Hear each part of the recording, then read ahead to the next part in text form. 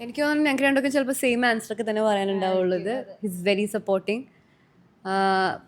കമ്മ്യൂണിറ്റിയൊക്കെ അറിയായിരിക്കുമല്ലോ, ആ ഒരു ബേസിസിൽ നിന്നിട്ട് ഇങ്ങനെയൊക്കെ ഓരോ വീഡിയോസ് ചെയ്യുമ്പോൾ ഹസ്ബൻഡ് ഇല്ലെങ്കിൽ നമ്മളൊന്നുമില്ല. നമ്മൾ എങ്ങനെയാണോ വീട്ടിലിരുന്ന് ഹൗസ് വൈഫായിട്ട് വീട്ടിലിരിക്കലേ ഉണ്ടാവുള്ളൂ.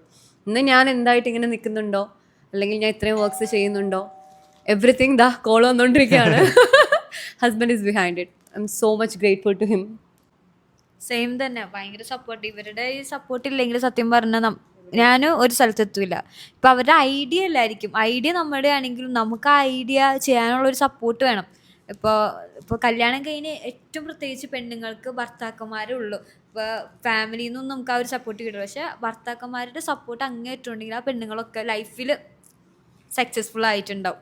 ഞാൻ ഈ പുറത്തു പോകുമ്പോൾ എന്നെ ഒരുപാട് പേര് അറിയണവരുണ്ടാവും. പക്ഷെ എനിക്കൊരു പ്രശ്നമുണ്ട്, എനിക്ക് ഭയങ്കര പേടിയാണ്. അപ്പൊ ചിലർ വിചാരിക്കും ഈ പെണ്ണെന്താ മൈൻഡ് ചെയ്യാത്തതെന്ന് അല്ലെങ്കിൽ ചിരിക്കാത്തതെന്ന്. ജാടയൊക്കെ സത്യമായിട്ടും ജാടയല്ല, ഒരിക്കലും അത് ജാടയല്ല. കാരണം ഇപ്പം ഞാൻ ഒരു സ്ഥലത്ത് പോവാന്ന് വിചാരിക്കും, എനിക്ക് എപ്പോഴും ഞാൻ എങ്ങനെ ഇപ്പം നമ്മുടെ ഇൻസ്റ്റഗ്രാമും ഇതൊക്കെ വേറെയാ, ഞാൻ എപ്പോഴും ഇങ്ങനെ തന്നെയാ. ഞാൻ ക്ലിനിക്കും ഉണ്ട്, റെസ്റ്റോറൻറ്റും ഉണ്ട്. റെസ്റ്റോറൻറ്റിനായിട്ട് ഞാൻ അത്ര ഇൻവോൾവ് അല്ല സത്യം പറഞ്ഞാൽ. ക്ലിനിക്കാണ് എൻ്റെ മെയിൻ ഞാൻ നോക്കുന്നത്. Medstar clinic Ghubra. വരാനുള്ള ആൾക്കാർ അങ്ങോട്ട് വരും. ഇപ്പോൾ MC എന്ന് പറയുന്നതാണ് എൻ്റെ ജോബ്. അതിലല്ലാണ്ട് വേറെ ജോബ്സ് കാര്യങ്ങളൊന്നും ഇപ്പോൾ കറന്റ്ലി ഇല്ല. അപ്പോൾ ഈ ആങ്കറിംഗ് അല്ലാണ്ട് വേറെ എന്തെങ്കിലും ചെയ്യാൻ താല്പര്യമുണ്ടോ?